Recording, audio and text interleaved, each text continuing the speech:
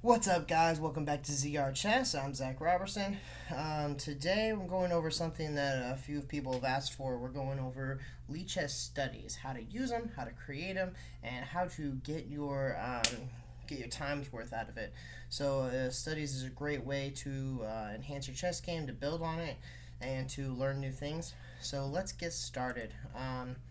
Let's go ahead. So, from Lichess.org website, we're going to go to Learn and Study. This is going to bring up the whole studies page.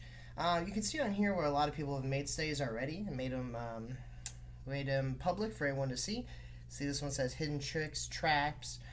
You can go in here and see what they've done, which I suggest you do. But today we're going to go ahead and look at what we want to do for our studies.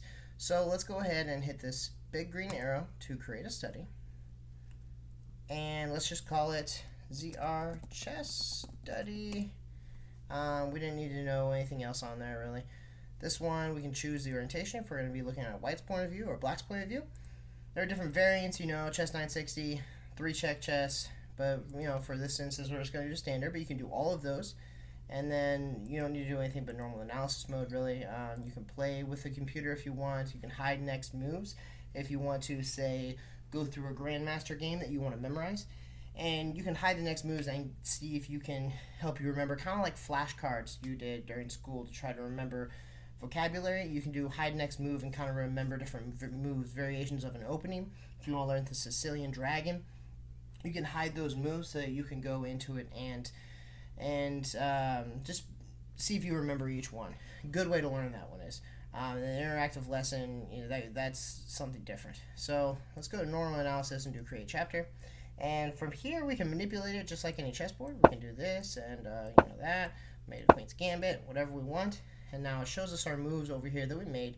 The chat room, you're not really going to use this. If you're doing it with somebody else, you might use this.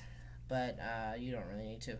If you're just studying yourself, I recommend using this study platform to analyze every game you play, especially the long ones. If you're playing a 10-minute game up to 30-minute game, analyze your games, find out what went right or what went wrong, and how you could even do better.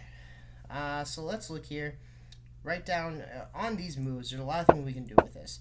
So let's say right here, this is a Queen's Gambit, and we want to notate that here because we want to remember that this was a Queen's Gambit. So we're going to write here to this comment section, and we're just going to type in Queen's Gambit. And, whoops, I cannot type Gambit. So now when we look back at this later, we'll see that this right here is the Queen's Gambit. Good for finding it, or good for just remembering if you don't really remember, if you're hazy on the Queen's Gambit. We can also look here, and we can attach these annotations to it. So if, this is a good move, so we're going to put that, just to remind ourselves that this is a really good move here. And we can, if it's a mistake, if we want to put any of this stuff on here, we can do that to study and help us remember when we look back at it and see that way. So another thing we can do an analyzation by the computer. We can have them analyze this. This one's too short, but if we keep going here, it'll allow the computer to analyze this. So here we go. Now let's do this. So we can request a computer analysis. It only lets you do one analysis per study. So use it wisely. Make sure you're done with everything first. And on top of that, I recommend not using this at all. So if you're trying to learn good things with it, you can use the computer to kind of as a guide reference to help.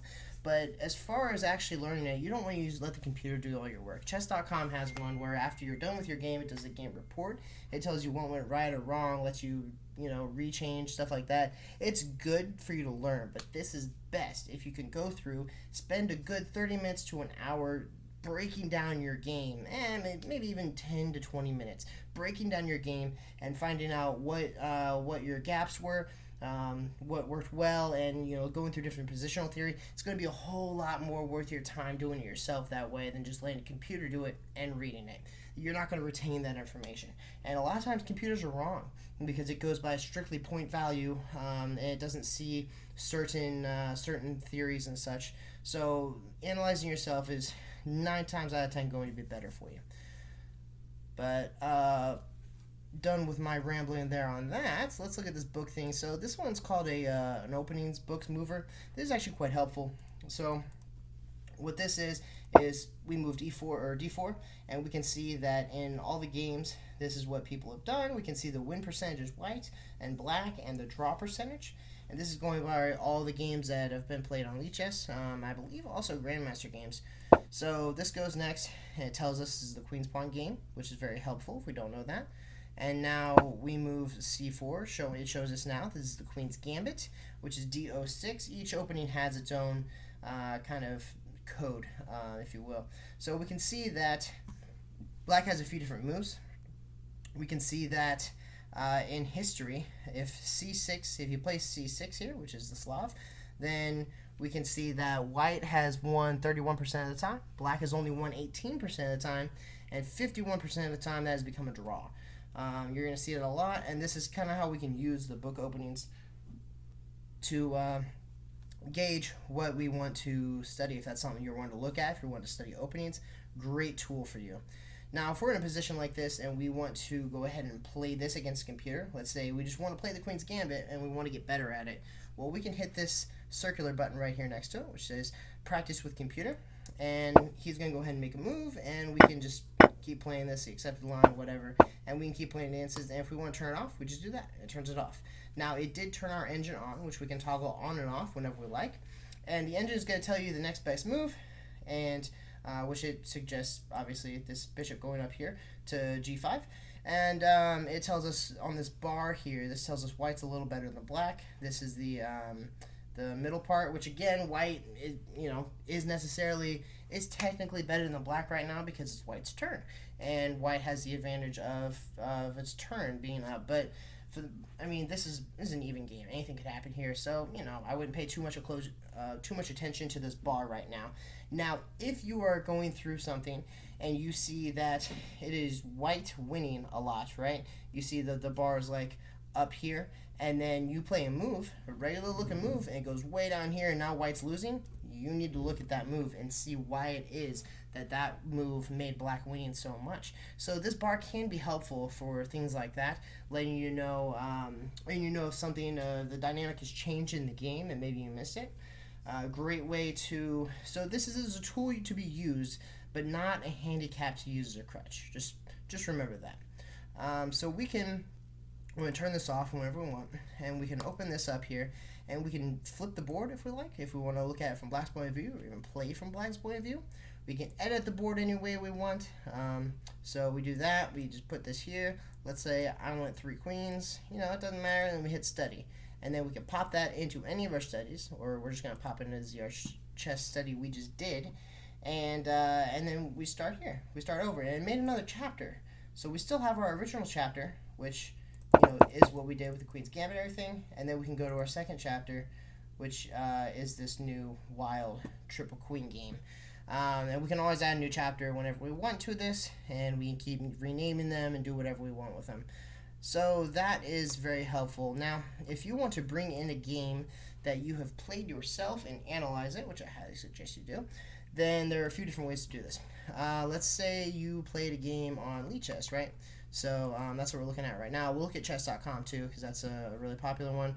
And let's say we want a game that we just played. Well, it'll show you when you're done playing your game, but also, so you're going to click on your profile. You're going to hit Profile. And then for this, we're going to go ahead and hit Games. So I've got 491 games played here. So this is going to be all the games that we've played.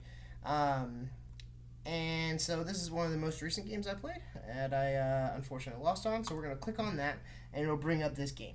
So we can hit Analysis Board, which we're going to have to do, and to bring this into our study, we're going to see, this is the game we can see, so we're going to hit this button down here, the 3 lines, and we're going to hit Study, just like we did on the other one when we did Board Editor. So we're going to hit Study, and we can put this right here in the ZR Chess one.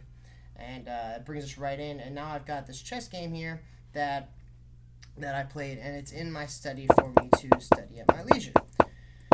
Very helpful. Now that is one way to do it. Let's go to another way, a little more difficult way, if you will, but still quite easy. Let's go to chess.com. And chess.com, let me log in real quick here. I don't know why I'm signed out. I just logged in. earlier. So what we're going to do is, if you're playing on chess.com, you're going to want to go to play and archive. It's a little different on your phone, but it's going to be the same thing. Go to your archive. And this will show you all your games you played recently. So let's look at this one where I lost. Man, I'm just showing you bad examples today of me losing. So let's pull this one up. Come on. Come on. Alright. So ends here at this point here. I resigned. And so we can go ahead and down here, this share button right here, this triangle, universal share symbol. We're going to hit that. And what's funny is we can download this whatever animated GIF, but we're looking at PGN. So the PGN is going to be the entire game for us. We're going to highlight this whole PGN, Control C, and we're going to go over here, and we're going to create a new chapter, and let's call this chess.com PGN. And what we're going to do is hit this PGN, and we're going to paste that text. Now that's all we need to do. We hit create chapter, and it's going to bring it up. It even brings it up who I was playing against. It brings up our ratings. It brings everything, and then we can go ahead and analyze this game like we normally would.